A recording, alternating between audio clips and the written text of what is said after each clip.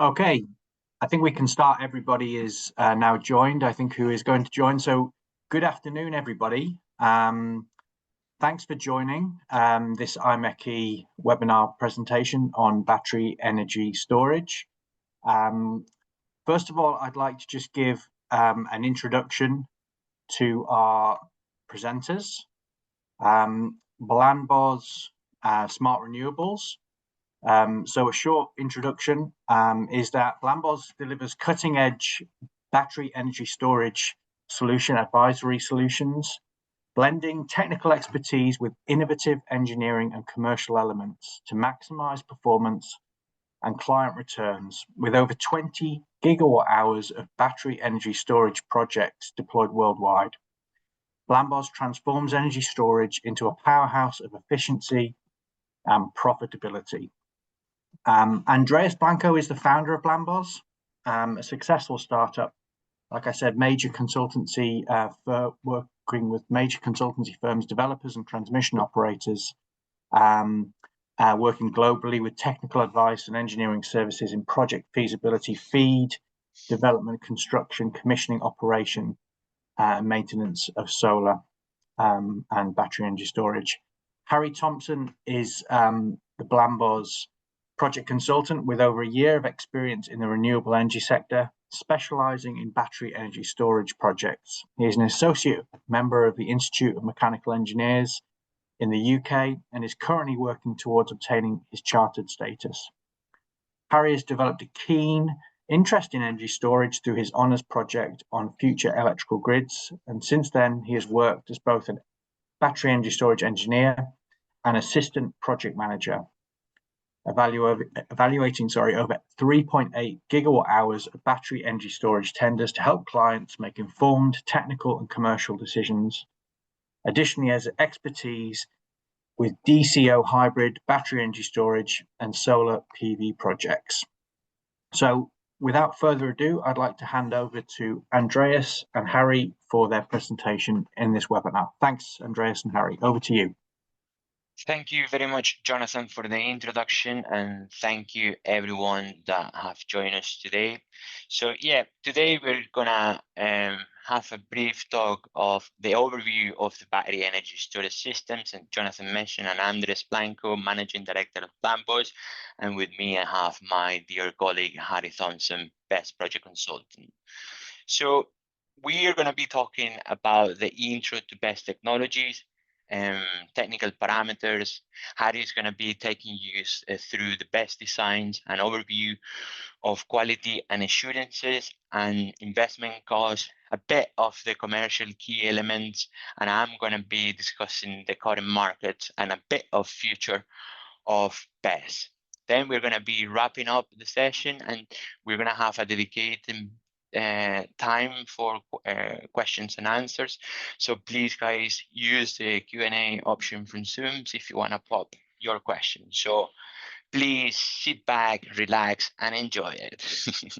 So getting straight into it, we're going to be discussing into the BESS intro and technical parameters. So the first thing that we need to understand is why the need of energy storage. So we are going to have conventional thermal plants retiring and larger penetration of renewable energy system, both at distribution and transmission level. So what that means is it's going to bring a lot of imbalances to the grid and to the electricity operator, because having the thermal plants not supporting the grid through synchronous machine and having penetration of renewable energy assets for the like of solar, wind, that brings intermittencies with them, imbalance the grid quite considerably. So that's why batteries are becoming quite essential for not only to balance the grid in terms of how quick they can respond, but also to the net CO2 targets that the UK wants to achieve. I don't know if you know this, but there are strong ambitions that actually the national grid, the electricity operator in the UK, they want to have the grid free of fossil fuel by 2030. And this is going to be only possible by the use of energy storage, or actually battery energy storage, and also to support the bit of energy security. At the same time, moving into the BESS chemistry, we have the lithium iron phosphate, or as we know it, the LFP. This is the most common chemistry used in battery projects. Obviously, you also have the nickel manganese cobalt, or NMC, or other type of chemistry, but the most common type that has been heavily commercialized as of today for battery energy system is your LFP. So lithium is an alkali metal, group 1 of the lithium family in the periodic table, highly nuclear unstable. Its atomic number, it has 2 electrons in the first inner layer and 1 extra electron on the outer layer. This extra 1 electron is the one that it always wants to share, because its on stability, it always wants to keep sharing this electron. So it's very abundant but finite resource, mainly in Chile, Argentina, and Bolivia. This is what we call the lithium triangle. And the lithium comes in these areas kind of in a brine, what we call lithium pools. But you can also find it in Australia, Uruguay, and the Republic of Congo. And the lithium comes in this area more embedded within the rocks. And it can also be found on the deep sea. You can see that I mark it there in red because deep sea is very controversial. We really don't want to be disturbing the deep sea, because it's not only issues with contamination, which is your key one, but at the same time geopolitical tensions. But it's estimated that actually the resources of lithium in the deep sea is even more abundant than the above sea. We have been working with battery over 100 years. I don't know if you know this, but a fun fact, actually, the first car being invented was electric cars. This was actually invented before internal combustion engines by Thomas Edison. But for whatever reason, it didn't work and wasn't too efficient, but that's for a different debate. It took us over to the late 1970s and beginning of 1980s, through the research of Stanley Whittingham and Sir John Goodenough, who sadly passed away recently, to discover the benefits of lithium ion in the spectrum of batteries. Then Akira Yoshino and Sony found a way to commercialize this through their equipment and portable equipment requiring batteries. So to give you an idea of how battery cells work, you first need to have you're going to have your cathode, which is your positive element, where you're going to have your metal oxide, iron phosphate in this instance. Then you're going to have your anode, the negative side. In lithium iron phosphate batteries, normally we use graphite, and the graphite is going to work. Imagine if you were to have a car park where you have all of your car very well organized. This is what the anode do for the lithium ions when they move through. And then you're going to get the division between the two, cathode and anode, what we call the electrolyte, which is an aqueous solution for this type of batteries, with chemical compounds, sodium chloride, nitric acid, to name a few. If you were to connect this cell into a source, then you're going to be injecting electrons, and obviously these electrons are going to repel this extra electric negatively charged ion from the lithium ion, and the positive is going to be being attracted. And obviously there you reach an equilibrium, and that's when your battery is pretty much charged. If you were to connect a multimeter, you're going to get around 3.6 to 4.5 volts, which is the nominal voltage of a battery cell. Lithium ion, even though that are very efficient in terms of electrochemical storage, at the same time they are very sensible to degradation. There are different parameters, but the key one is your solid electrolyte interface, or what we call the SEI. The SEI, pretty much because this little chap, the lithium ion, has to go from the cathode to anode through the aqueous solution. It's going to create a layer around this lithium ion, which is going to impact the properties to exchange that extra electron. At the same time, we have external issues like longevity of the cell, high temperatures, high current, voltage, which are external abuses or impacts on the batteries that is gonna ultimately have an effect on the capacity in terms of energy and power through the time. And this is what happens with your mobile phone when you buy it, and after 5 years, no, withhold the charge as when it was new. The same happens with battery. Normally, batteries with lithium ion will last anything between 6,000 to 10,000 cycles. In terms of years, it's going to be anything between 10 to 15 years, obviously, depending on the use. So to give you an idea of how the BESS is, its composition of the terms that we normally use, you're going to have your battery cells. So they come in different shapes. Cylindric pouch is like a little bag, and then you have your prismatic shape. Nowadays, you will see that it's most common to use the prismatic shape because of its cooling properties. It's easy to keep temperatures uniformed through all of the different cells when we add the cooling system. Then we put these cells connected in series and in parallel to increase the current and the voltage, encapsulate them, and that's going to be your battery module. You then put your battery module on top of another one, and you create the rack. Also, you increase your voltage here. And then you have all of these racks together within an enclosure. And this is what we call conventionally your battery container. Very important piece of equipment, your power conversion system or PCS. PCS, I don't know why, don't ask me why, is the convention name that has been used for batteries, but pretty much it's the same converter or inverter that you're used in the solar world. The only difference is that this has to be bidirectional because it's going to charge and discharge. We can have multiple levels of converters, and the more levels or bridges, the more efficient they are, but also has an impact on the prices. So the most common type that you're going to see between central and string inverters is going to be 2-level converters. And what we have there is your filters and transistors that are going to pretty much hit the flatness of the DC current, and by opening and closing very fast and changing the flat into sinusoidal curve. And if you were to put an oscilloscope there, by having the two bridges interacting, you're going to have your upper bed, and then you have the reverse current open and closing again, and you're going to have your bottom bed. And obviously through time, you're going to have almost a perfectly or even perfect sinusoidal curve. That is the one that you need for AC to synchronize with whatever equipment you have or with the grid. The key thing here is the materials used in the PCSs, in the transistors, which are the ones pretty much key driving the cost. So you're going to have your isolate gate bipolar transistors, or most commonly known as the IGBTs, made by silicon.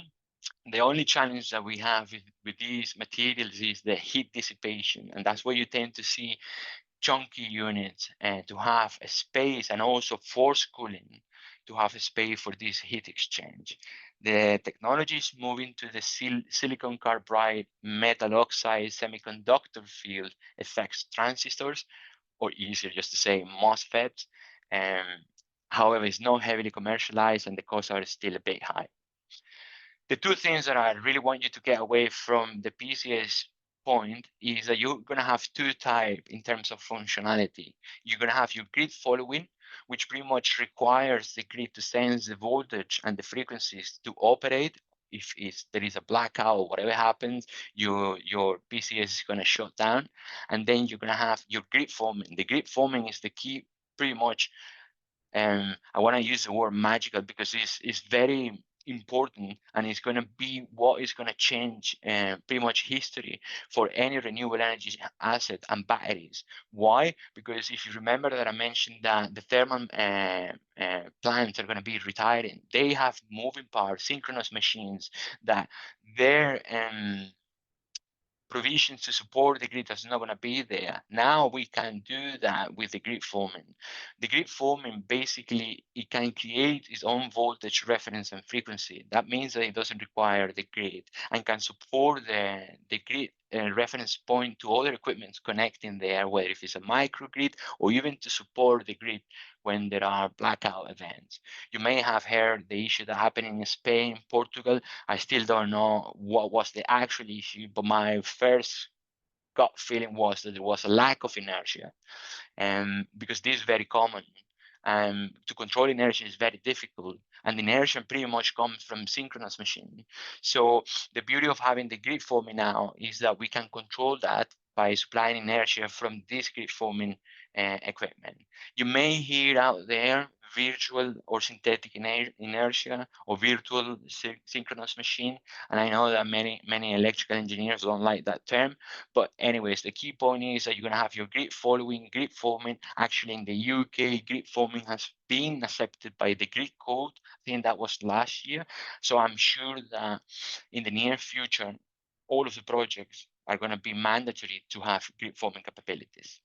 So in the context of BESS projects, we have the BESS works, which is pretty much what is supplied by where we have the battery containers, where we have the MBS kit or the PCS transformer and whatnot. Anything else, a part of that is going to be your balance of plant works.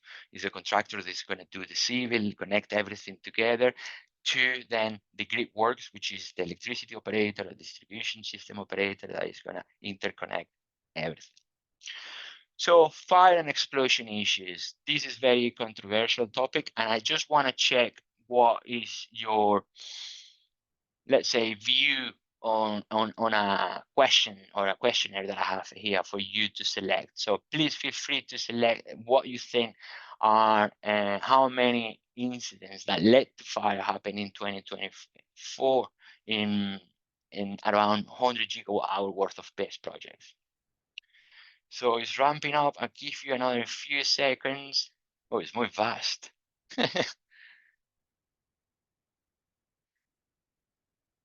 Okay. So I'm gonna end the poll there. So yeah, surprisingly, because I actually put the answer just to catch you there. It was 8, and the point there, obviously, this is by EPRI. This is an organization that is tracking all of the fire incidents and that related to fire safety as well. As to how the A was calculated, that's not for me. But the point is, and the message that I want to say is that actually fire and explosions are very unlikely in battery projects. That doesn't mean that there is a risk. Actually, there is a major risk there. But the thing is that the technology has been evolving quite considerably in terms of safety, and how that's why now we're in a position, especially new equipment, that are quite robust in terms of fire and explosion safety nets to prevent this risk to happening. And it's not, I need to be careful how I say this, but the point is that we need to be sometimes careful how the media portray fire events, and we need to go and investigate as to what actually happened that led to that fire. So the key phenomenon here is your thermal runaway that will lead to fire. So as I mentioned earlier, batteries are very sensible to external abuse. This is how we call it.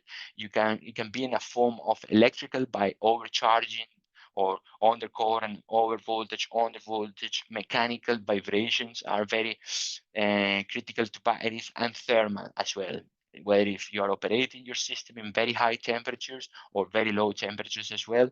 This will lead to internal short circuit between the cells and the anode cathode, and also short circuiting between the battery cells and the surrounding equipment. And what is going to happen then, that you're going to have the thermal runaway event, which is going to lead to fire. And your fire and chemical reaction is a little bit different than your conventional fire triangle.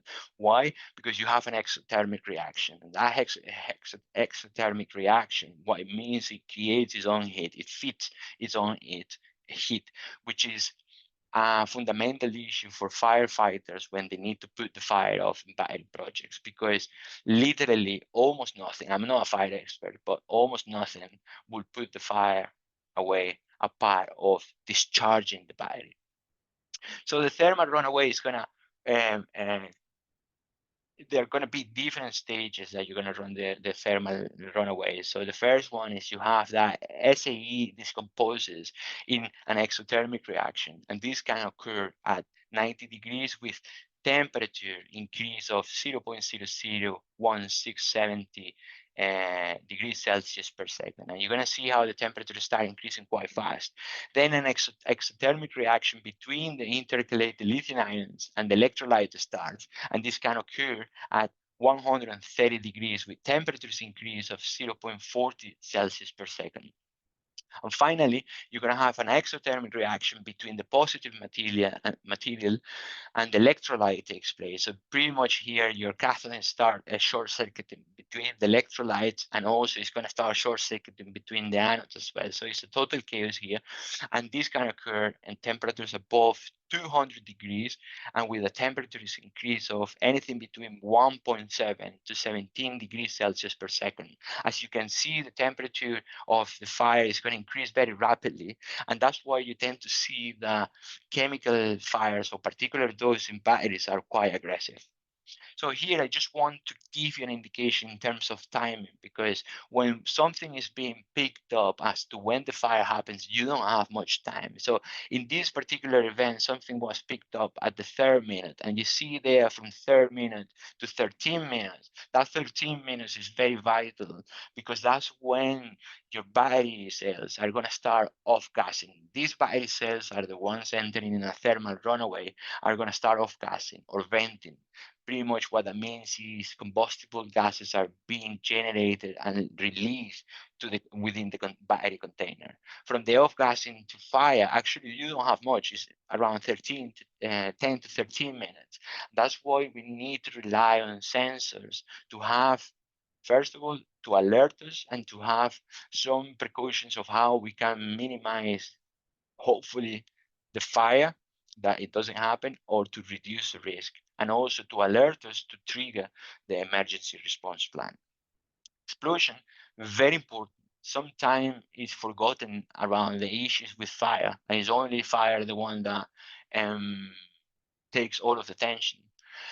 For me, it's very critical. We have been involved in different projects that have had issues with explosion. The risk is obviously slightly lower than the risk of fire, but because now we have gas suppression being used, gas fire suppression being used in battery containers, it increases the likelihood of explosion. Back in the day, we used to have inert gases or nitrogen, and you have to remember that these containers, battery containers, are quite airtight, so the system can be highly pressurized very quickly. And if you add on top of this your combustible gases, it can be ticking bomb there.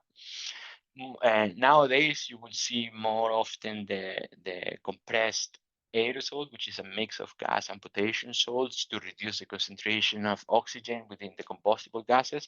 And you can also see or either forced or ventilation or vents that allow natural ventilation to trying to release those combustible gases to the atmosphere. These are not mandatory currently, depending on the local authority, but by guidance, they are not mandatory. And that's why you remember when I mentioned the 13 minutes and the point when the cells start venting is very important, because here is when we can add sensors, combustible gases detector, particularly hydrogen, because that's the highest concentration that you will get when the battery start venting, that you can detect early enough to trigger any safety mechanism before the fire. So your explosion window is likely to happen, obviously, through this off-gassing event, and these normally happen before a smoke, when the cells are being burned, and before the fire. So why don't you rely on safety standards? So you're gonna hear a lot of the NFPA 855 and the NFPA 68 and 69. These are American standards, by the way, but have been widely used in the industry. The NFPA 855, if you're kind of master standard, the top level standard, and the 68 and 69 are more related to explosion. Currently, the NFPA 855, we have the version 2023, which is being revised, and the new one is coming next year. But the 2023 version gives you as an optional, or either the 68, which are your little vents that I showed you in the previous slide, whether if it's forced or natural ventilation, or having computational fluid dynamic designs analysis done on your system. The new version actually is going to be mandatory that you need to have forced ventilation and you need to do your CFD analysis on your system. Then we get other American standards that have been widely used, the UL 9540A test methodology and the UL 9540 certifications.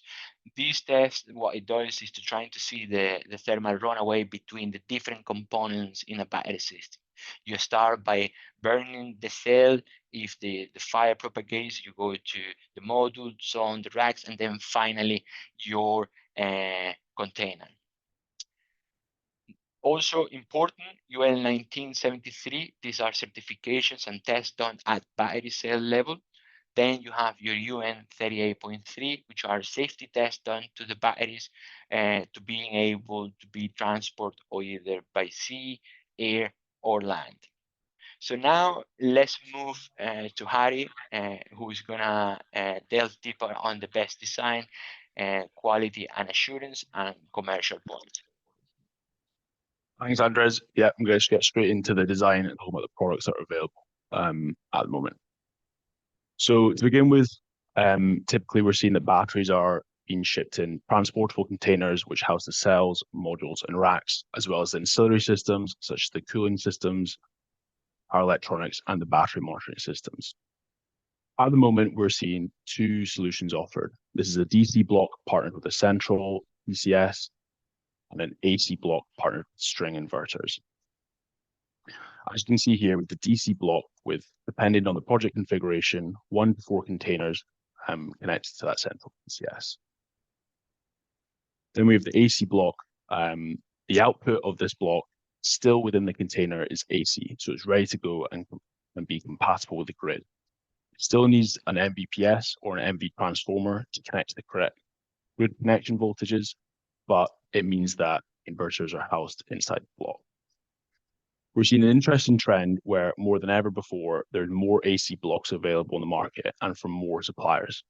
This is changing how we're seeing tenders, which is increasing competitiveness, but it also affects how ECS providers are affecting their prices, as without the DC blocks, there's less demand for them.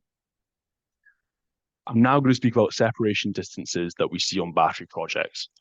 This is coming from standards previously mentioned, such as NFPA 855, as well as our own experience with projects, and dealing with lenders and investors who are an important stakeholder in project success. We've got 2 battery containers here, with A being the distance between the open sides, where the doors open up, and we recommend this being a distance of 3.1 meters. And this is also to do with fire separation, but to allow for access into the battery modules. Next we have B, which is the back-to-back separation distance. It may look quite small, and we recommend follow the original equipment manufacturer's installation guides, the OEM, as it's their product. And in our cases, we've seen this being as low as 0.15 meters. Again, these products are tested to high standards, such as UL 9540A, which evidences that in controlled circumstances that the fire will not spread to other containers. We then have C, which is the distance between a container and an obstacle, such as a wall or another container. And again, we recommend to follow the OEM's installation guides, but in our experience, this has been around 2.5 meters. This is to allow for cool, clean air to get into the HVAC and properly cool down the system, especially during heavy cycling. And lastly, we have D, which is the distance between the battery container and the MVPS, the medium voltage transformer. We use a value of 5 meters in the basis of a design, but this is really dependent on the type of oil that's used in the MV transformer, as well as the capacity of oil. So again, that's an important factor to check when going through procurement. I'm now going to move on to quality assurance and the importance of QA in contracts to protect the developer. I'm going to start with a little poll question, and by the end of the section, you should know more about all the different types of testing and what their function is. Sorry, carry on. What's up?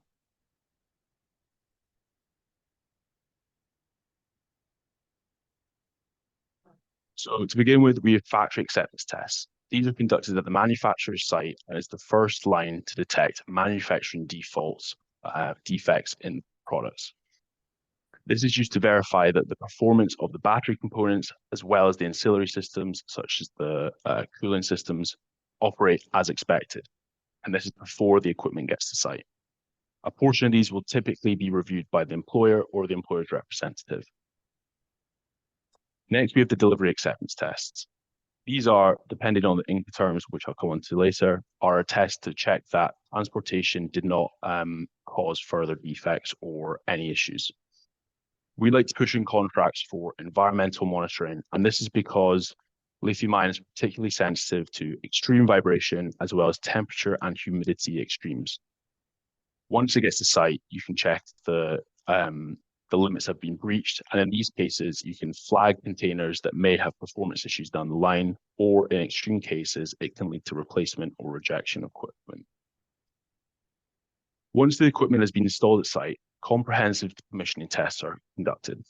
These tests include active and reactive power testing, frequency response tests, and grid compliance, grid services tests.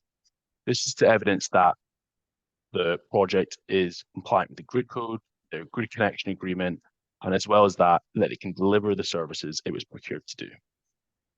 At this time, at a similar time of the project, you also have performance tests on completion, and these are used to verify that the performance is as expected and that it's guaranteed, that it meets the guaranteed or higher values for energy capacity, round-trip efficiency. Lastly, we have the operational phase testing. This is quite similar to the performance test previously mentioned, but this occurs on typically the anniversary of the test on completion.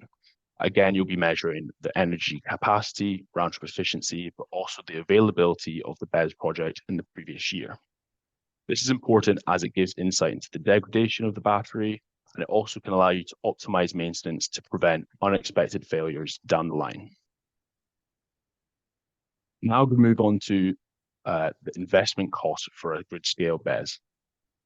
First, we have the DevEx, development expenditure, CapEx, the capital expenditure, and finally, operational expenditure. Understanding these costs is essential to ensure project viability and to secure financing from lenders. Now, the DevEx, that covers the developmental and pre-construction costs. These include navigating the planning permission application with the local planning authority to obtain the actual rights to build a BESS in the first place. This can be a lengthy and costly process with adhering to local regulations and to the local community. In addition to this, we also have obtaining the grid connection agreement, actually getting permission to connect to the distribution or the transmission network. This can be a lengthy process with studies and even in some cases, infrastructure upgrades. Both of these things can vary across the country depending where you are, and because of that, it can make it really difficult sometimes to get access. And lastly, with the land rights, actually buying or leasing the land has a cost, and this comes under the DevEx as well. These costs, to give you some context, by the end of it, you should have a construction-ready project, but it can go into the millions for really large projects. Next, we have the CapEx, the actual cost of building the system. This includes the cost of the equipment, which predominantly composes of batteries, but also has the cabling, transformers, and the control hardware. From our experience, this can range anywhere from $90 per kilowatt hour to $200 per kilowatt hour, and can take up to 60 to 70% of total CapEx. This is based on our experience. However, this The range can be explained by factors such as client relationships with the suppliers, locations of the project, and the actual size of the project to begin with. The CapEx also includes actually getting the site ready for installation, so the civil and the electrical works prior to installation. Then we have the equipment installation and the commissioning, which again falls under the CapEx. Other costs of the CapEx include training, initial spare parts, and equipment warranty at the beginning of the project. I'd like to highlight here that the cost of equipment have been coming down rapidly. The lowest ever tender recently came out in June 2025 for $51.59 per kilowatt hour. And this was for not only the DC product, but also the AC and the energy management system, the control hardware. So this was in China, and they do have access to lower prices, but it shows that the trend is prices are coming down. And finally, we have the OpEx, which covers the ongoing costs of running the system. This is typically covered by a long-term service agreement, which is offered by the supplier on a yearly basis. This includes things such as the performance warranty, performance guarantees, equipment warranties, spare parts throughout the project, and operations and maintenance. Then we have augmentation, the act of actually repowering or adding in new batteries, bring up, in some cases, battery back to 100% of the original capacity. It's critical that augmentation is considered as early as possible in the project because this affects the grid services that you'll procure, your grid connection, and it also allows for costs such as the civil works to be optimized when designing the site. And lastly, we have asset management. Someone's going to need to be able to run this site on a day-to-day basis, whether that's in-house or if it's procured by a third party. And now we move on to eliminating and reducing commercial risks through the contract to protect the developer where we can. So we like to begin with detailed but concise technical specifications that clearly set out the requirements of each party. This is accompanied by a DOR, a division of responsibility matrix, or a RACI matrix, clearly delineating each party's responsibility, especially at key interfaces such as commissioning or installation of equipment. Having one accountable party means that they are taking full responsibility, and in some cases it prevents contentious points further down the line. So it just means it's clearer and better to have it sorted at the start of the project. Next, we have the Incoterms, which I touched on before. We push for delivery duty paid, you can see by the smiley face there, which is to be in our contracts. This means that the seller is responsible for all the costs and risks, including shipping, insurance costs, custom duties and import taxes, until the goods are delivered at site. This means that the buyer's responsibility only begins after it's been delivered and accepted, in accordance with those delivery acceptance tests. And then we have the payment terms. Another aspect of reducing risk is managing the payment milestone of actually paying for the BESS equipment. We recommend that developers push cost-neutral approach, meaning that before the equipment arrives, approximately 50% of the price has been paid, with 50% coming after the delivery. This means that the rest of the payment is tied to successful delivery acceptance and milestones after the delivery, meaning that the supplier is more engaged. And lastly, we have liquidated damages for delay and performances, which are a way for the developer to recuperate losses associated with delays, other extra costs, or lack of performance from the BESS. Delay LDs are applied when equipment is late for a milestone. This is typically for arriving to site and commissioning. However, we've seen that projects with delay LDs split into more milestones with a smaller percentage lead to less delay and better management of the project. Then we have performance LDs, which are applied to the BESS when it does not meet the specified performance, usually at taking over. The supplier will pay a percentage of the contract price for shortfall in technical parameters such as energy capacity and round-trip efficiency. Now I'm going to hand back to Andres to speak about the markets and the future of the BESS. I'd like to clarify, on the poll earlier, that in the QA section, the point is that all stages of testing are critical for a successful and reliable BESS, and without one of them, the project doesn't work fully.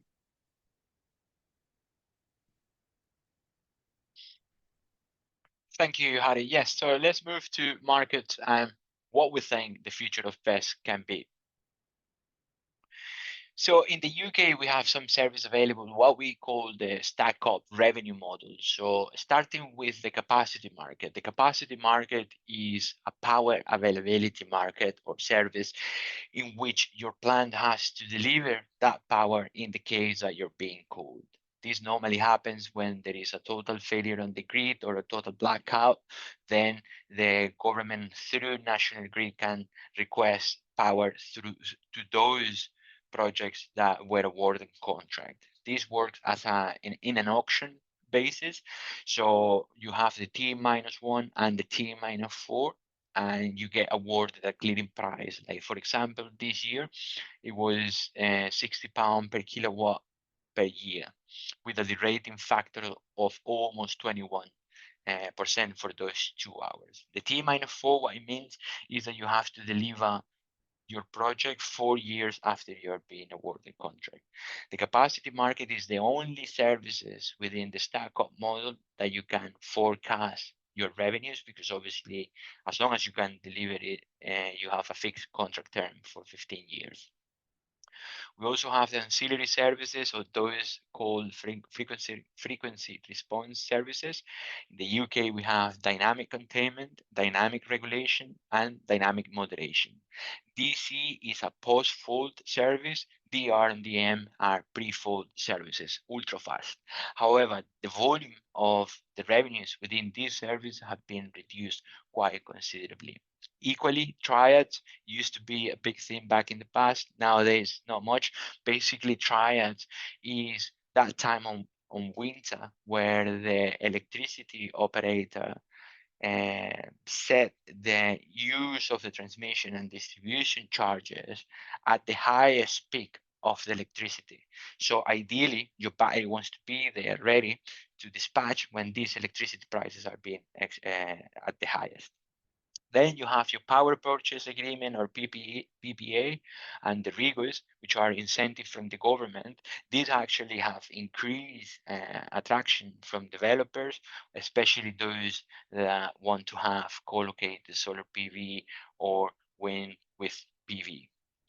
Then we move into what we call the BM, the balancing mechanism, and virtual lead parties. The balancing mechanism, as it stands today, happens only at the transmission. So you have the distribution below, and on top of that, you have the transmission level. So if you want to participate on this market, you have to be connected straight to the transmission. That means that you need to have a large system. If you were to be connected into the distribution level, then you have to go through a virtual lead party, which pretty much what they do is to gather all of these small projects together through their license to trade into the balancing mechanism level. In terms of the key service, this is evolving all the time, but at the moment we have the balancing reserve, obligatory services, slow reserve, among others. And through the virtual lead party, what you need to do is for your system to be higher than 1 megawatt in capacity, and then they need to register as a BME unit or have its respective BM ID. Then you have the wholesale electricity market that also happens at transmission level. And this has increased quite considerably from the past, because now we get more projects being connected at this level. In here, is your spot market. You're going to have the day ahead, intraday, and real time.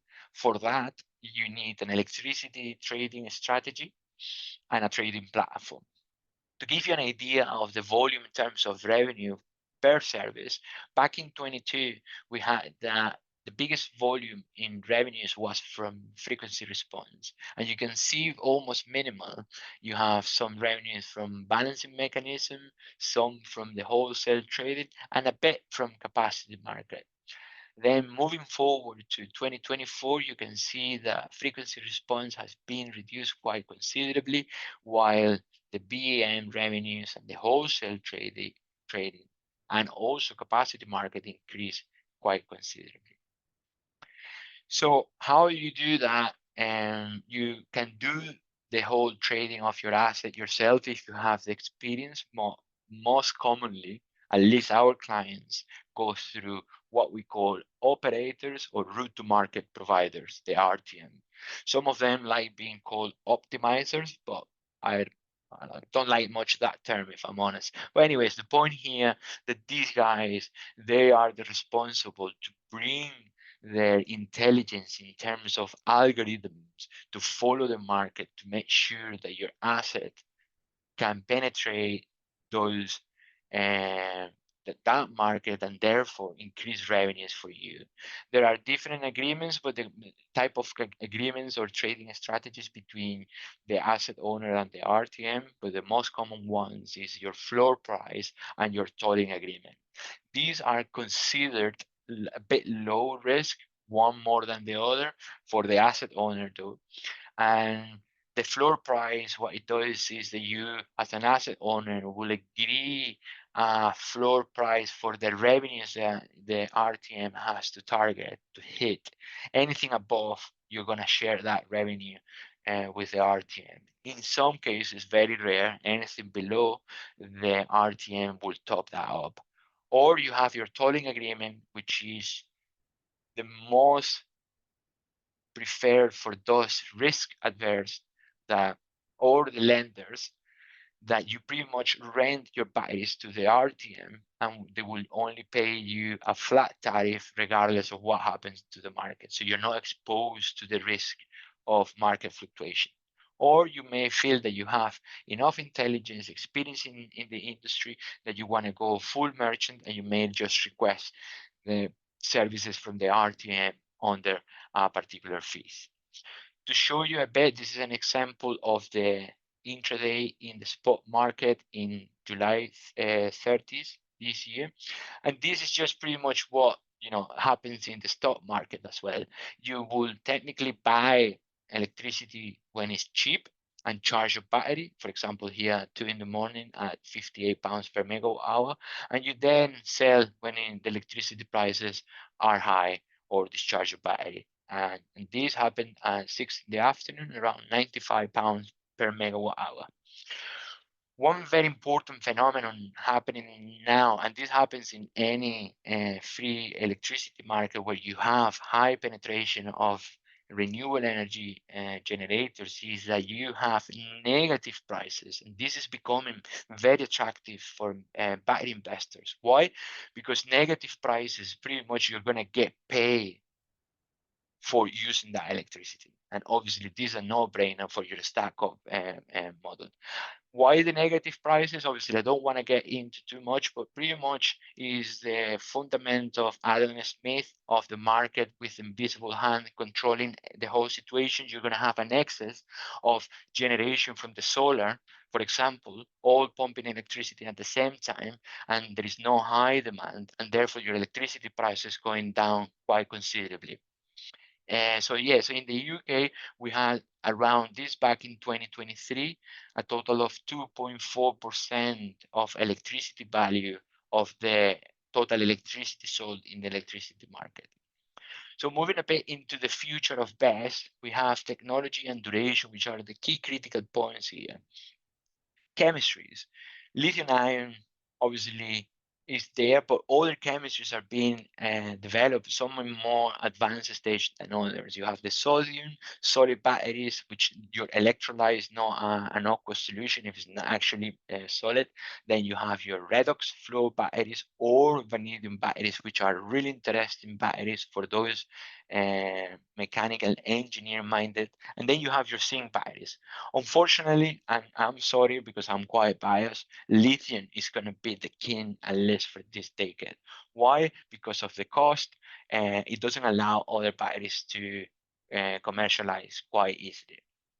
Then on duration, we can see that if we were to see 2021, the most common type was your 1 hour battery with 1.5 gigawatt hour worth of capacity installed.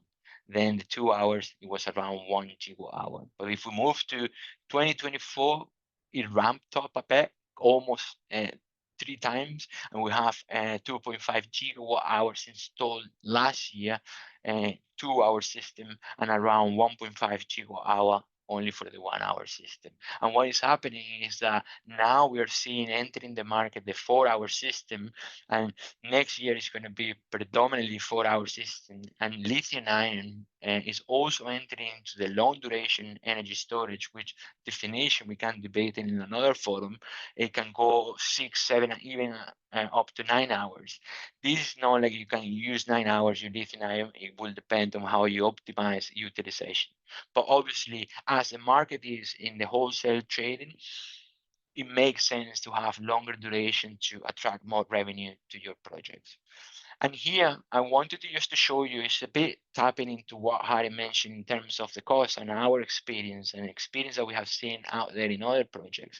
And this is a book, this is an image and an extract from this book called Monetizing BESS, which I definitely recommend, authored by Schmidt and Staffel through the Oxford University. It's free of charge if you want a digital copy. But the thing is, back in 2023, they actually forecast that the price for lithium-ion batteries, for those using battery energy storage system, they were going to be below the $100 per kilowatt hour mark around 2032. We're not talking about that these estimations were done 10 years ago. It's only 2 years ago. And actually, we have even achieved that, even more than that. I'm not saying that these guys were completely wrong. No, that's not the point. The actual point is that the market for lithium ion and LFP particularly, and the cost has reduced so drastically that it makes it so difficult for other chemistry to share that market. In terms of what is going to look, at least in the UK with services, it's expected that the frequency response is going to be completely depleted, and then it's all going to be balancing through the balancing mechanism, and therefore revenue is going to come through there. As I mentioned earlier, the wholesale electricity market is the one that is going to prevail in the UK, but that may change as well. And your capacity market. Capacity market is a bit of a controversial one because there have been talks as to whether actually the UK needs this service in terms of awarding these contracts. So it might well be removed in few years ahead. And the negative prices, this is very important. It's expected by 2027 that at least 21,000 hours of negative prices are going to be available in the UK, which obviously this is very important for investors and asset owners. So wrapping up, we want to leave you with key points here. We need BESS to meet the net CO2 targets and energy security, which is becoming extremely important with the geopolitical tensions that we have experienced around the world. Fire and explosion risk are becoming more manageable.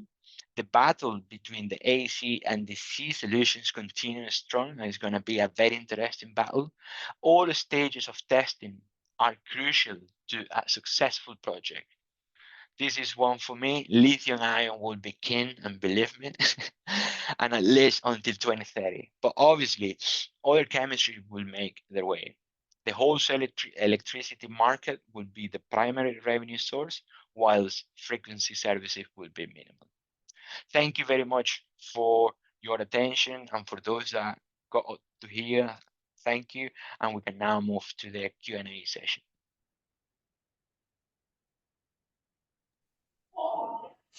Thanks, Andreas and Harry. That was extremely informative and insightful presentation. I really personally enjoyed that and found it really useful. I'm sure everyone else does, and there's a lot of applause and emojis suggesting the same on the webinar, which is great.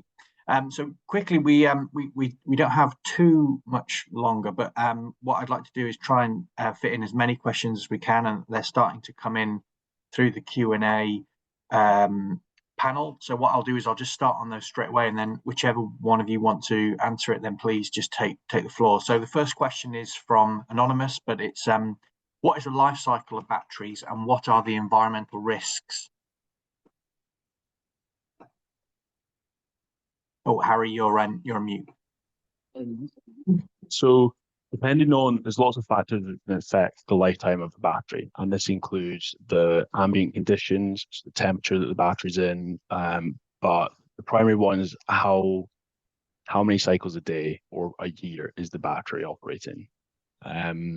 So we've seen this can be up to 20 years on 1 cycle a day, but with increases to 2 or 2.5 cycles per day, this can be 10, 15 years. Then the other question was the environmental risk. Yeah. Those, as Andres touched on, lithium, it's mined. So it's not an infinite resource. And there's environmental considerations with mining it, processing it, getting it ready in the factories, shipping. So there is environmental considerations when using lithium. And as well as this, I suppose, with projects, typically in the past using internal water suppression, if this gets out of the batteries, it could be but there's protection measures for that and other measures. I think just to add the final point there, the other very important factor is the recycling of lithium ion, which is still a very infant industry. Obviously quite important. So what to do at the end of the life cycle of the batteries is very crucial for having a circular economy as well. Thank you. Really good point. Thanks, guys. Next question is from Amy David, and this is specifically to Harry. What are the different types of oil in MVPS, and which types require bigger distances to the battery energy storage containers? Okay, I'm not super familiar with the standards. I think it's IEC 60076, which refers to power transformers, but typically there's 3 cooling systems for power transformers, which are ONAN, oil natural, air natural, ONAF, oil natural, air forced, and KNAN, which uses A-class oils. ONAN systems use convection and circulation to dissipate heat. ONAF enhances cooling by using fans, and KNAN uses natural oils and circulation. And from what I'm aware of, the oil typically has a higher flash point and also is more environmentally friendly. Because of this, I would expect that ONAF with the use of fans and KNAN with a higher flash point would be more suitable for lower separation distances. However, I'd refer to the appropriate IEC standards possible. Thanks, Harry. The next one's from Elliot Lindsay. Thank you for the interesting presentation. Are you able to comment why revenues from frequency response services have dropped in recent years? That was a point you made in the presentation. Yeah, sure, I can take that one, John.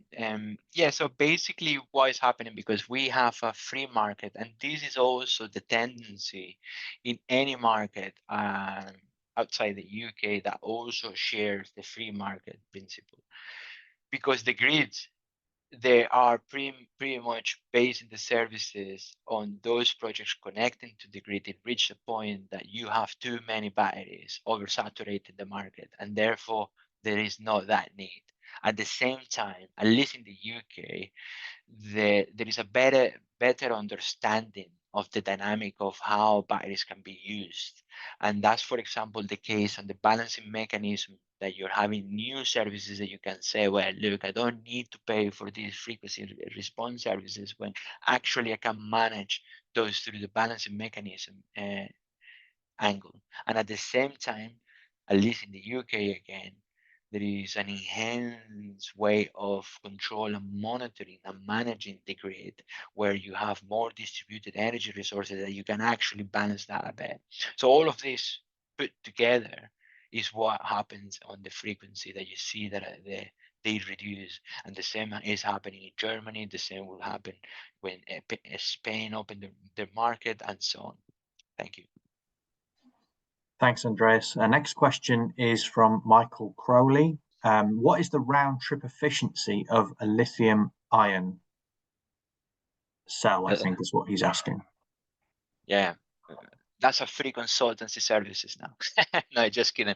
So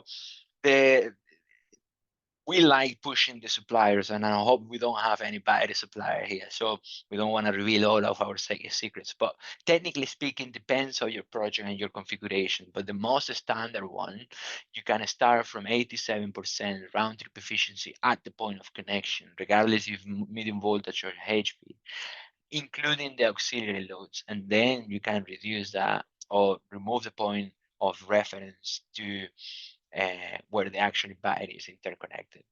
You can have 87 or 85, and the 87 is a bit for negotiation, but normally it's agreed contractually the 87%. If you mean the round trip efficiency of the overall project. If you mean the round trip efficiency of the battery container only, the DC, sometimes called round trip efficiency, you can see anything between 92 or 95%, depending on the supplier. Thank you.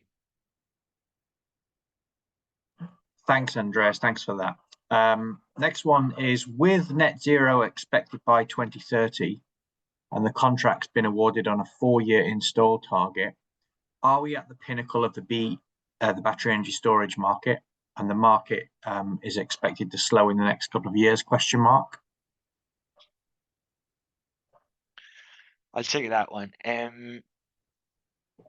Well, actually, let me try to break that question. It's a very interesting question. So we have two critical days, the 2050, that's when the net zero targets are meant to be. Obviously, in 2030, we have a critical one that is following the grid and national grid targets. The capacity market is a controversial point, because whether if it's handy or not, is actually difficult, because if I'm only going to use this as my understanding, I'm not an expert on this topic, but you can see the example of Spain and Portugal. I don't believe that they have a capacity market there. The reason why we have a capacity market is if the worst were to happen, there is a blackout, we can call into this extra power to have power quickly to the grid. It's a service that has been created since 2014. And we have never been in the situation to call because of the good management that national grid have of the grid. And that is the point for debate. If we have never used it, why we need this market when we have, throwing money out there? But it's one of those, the same as with an insurance. You'd rather have it, you're insured, than not having it. So that's the point of the capacity market. So trying to answer if the market is expected to grow in batteries, definitely yes. However, in the UK, you can see now, because different markets for revenues are being a bit, what's the word I'm trying to say? That have not reached its maximum, but there have been a large penetration into these different markets, that probably now you get investors moving into emerging markets, and they see the UK, some of them, because it's a bit of mixed feelings, as a mature market. But for the battery spectrum, and at least for us Blanboz, we see this not on its infancy, but still far away from mature, because you have so many different other markets that haven't even started. Thank you. Okay, I think we've got time for one more, just to squeeze one more in. I know we're over time here, so but some really good questions. This is an interesting one too to finish. Is battery energy storage suitable for railway applications? For example, storing the electric power generated by an electric train during dynamic braking. And that's asked by James.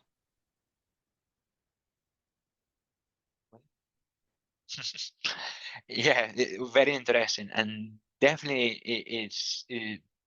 BESS are suitable for this. But before I say it too light, obviously it depends of what the application is going to be. Battery can work as an UPS kind of system, and you have electric vehicles, and you have also the suitability to transform this into rails. Obviously, if we were to be talking about lithium ion, the LFP as we know it, probably will need to be a configuration of different kind of sources. But I don't see why not it can be used if it's being even used in aeroplanes. again, I'm not an expert on this. I'm more utility grids, but I don't see why, technically speaking, I'm obviously putting the safety risk aside for a moment, why it couldn't work in trains. Thank you. Okay. Well, I'd like to just say that's the end of the Q&As that have come through. Just like to extend again gratitude to Andreas and Harry for coming on and giving us such a really informative webinar, really insightful, really interesting. And I'm sure going to be sharing this on with some of my colleagues and my network, because it's been really interesting. Thank you. So thanks, Andreas. Thanks, Harry. Thanks to the IMechE for hosting this. And did you guys have anything else you wanted to mention before we close? No, just saying thank you to you, Jonathan, and to IMechE, particularly to Dominic, for giving us this opportunity and for helping us to go through this. It's been very exciting for us. So thank you. Agreed. Thanks, Dominic, for your organising too. And we'll close there. So thanks, everyone. Have a good rest of your day. Thank you.